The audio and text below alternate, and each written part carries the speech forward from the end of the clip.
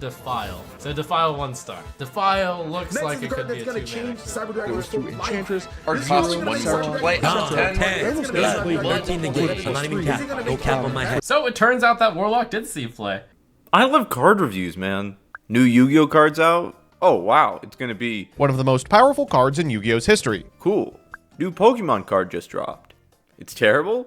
Fantastic. Sunflora doesn't even accomplish what it sets out to do by countering Charizard. It doesn't even do that. It's just a bad card. It's just something about card reviews. The confidence of opinion, the schadenfreude upon that opinion being wrong, the discussion of cashback benefits and travel perks. But why have them? Eventually, these cards are played and we have pretty definitive proof of which ones are actually good. Even if someone could review cards perfectly accurately, okay, then what? You know what's going to be good, like, slightly earlier than other people? What does that get you? Well, for the physical card games, money, money, money. Oh yeah, here we go. The Michael Burry, Big Short, Warren Buffett, Nancy Pelosi, Arkansas over St. John's, how do we replace giambi element of this? Making cold, hard greenbacks by being the first person to see an undervalued asset. If you were able to correctly predict that Noctowl was about to become much more relevant and competitively successful in Pokemon, and thus people would also buy Hoot Hoot and bought 10 extra copies of Hoot Hoot here and sold them all here, you would make $5. Kidding aside, there is real money to be made in being able to predict a card is going to be good. You could have made or lost hundreds pretty easily buying and selling Fiend Smith Engraver. Maybe you could have gotten a ton of cash from Bristly Bill Spine Sewer. Or maybe you bought Tamatoa Happy as a Clam for $50. What's going on over there? What's Digimon up to? Where is TK? Is he safe? Is he alright? TK is 2 cents. That's good. Oh, look at that. And he has a card with Kari. That's nice. Now, a lot of this is speculation. Oh, I don't mean like I'm guessing about this topic. I mean literally investment in stock property or other ventures in the hope of gain, but with the risk of loss. People could be buying and selling these cards because they think they're good. Or they're doing it because they think other people think they are going to be good. Heck, the sellers of these cards might not even know the first thing about the games they're a part of. Like I just talked about something called Bristly Bill. But this doesn't really matter for digital-only card games. Like if I think the new Tyrande card is going to be really good in Hearthstone, it's not like I can craft 50 of them and then start selling them. Or can I? Well, I can't, but I can get a refund. In Hearthstone, every time a card is nerfed, it is eligible for a full dust refund, which is huge because ordinarily you pay a pretty significant tax for dusting a card.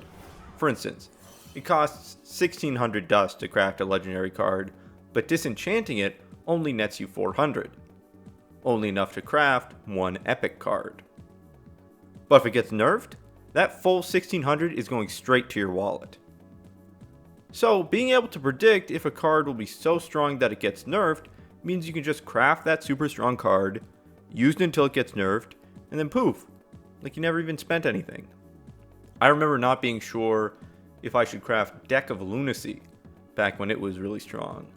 And then I saw someone talk about the card and said, hey, this card is definitely getting nerfed, so just craft it now, enjoy winning a bunch, and then get the full refund. And you know what I did? I crafted the card, I enjoyed winning a bunch, and then I got my full refund. Certainly, one helpful card review. Except it wasn't really a review. The card was already out. We could already empirically see it was super broken. People were already winning with it. And how are those people able to win early? By being able to review cards well. You play to win the game. Playing cool cards is great and all, but what's the real juice? Winning. Rank points.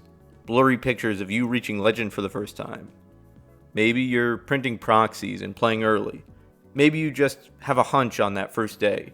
When everything is unstable, you can rise above the confused masses and rule the meta.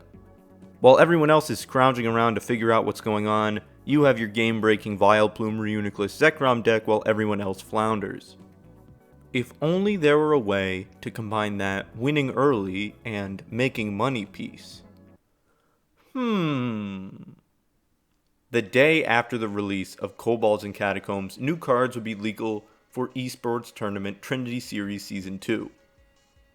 One of these teams was able to correctly predict that Corridor Creeper would be overpowered and made sure to include the card in every single one of their decks.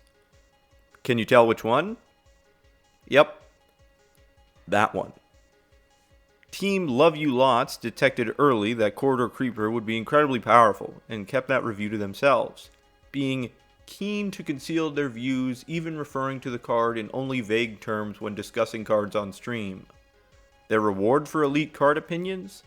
$75,000, or about 130,000 hoot hoots.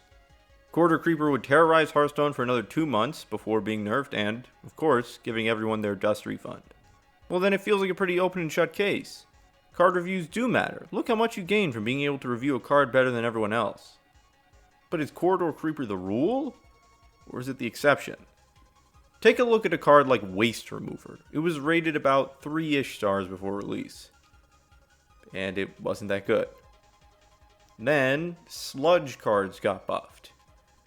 And then it got so good that it had to be nerfed alongside the Sludge cards.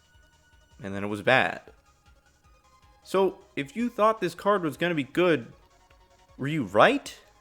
Were you wrong? In 2008, the Chicago Bulls decided to select Derrick Rose with the #1 overall pick in the draft. He would go on to be the league's youngest MVP ever before injuring his ACL in 2012 and never really being the same. Other players in the draft would go on to have much more successful careers, such as Russell Westbrook, who would later also win MVP. Did the Bulls make the right choice? Was it the right choice at the time? Was it the wrong choice? So, let's get back to what the title of the video asks. Do card reviews matter?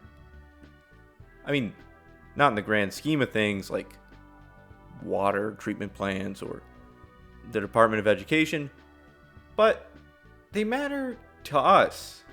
We like watching these videos. I love seeing what Kibler has to say about the new cards or try to make my own predictions. But I don't know if it really gets us anywhere since we're all going to be playing the cards anyway. Now, was this just a way of me getting out of putting out a Into the Emerald Dream card review video because some of my previous card reviews didn't go so well? Maybe. But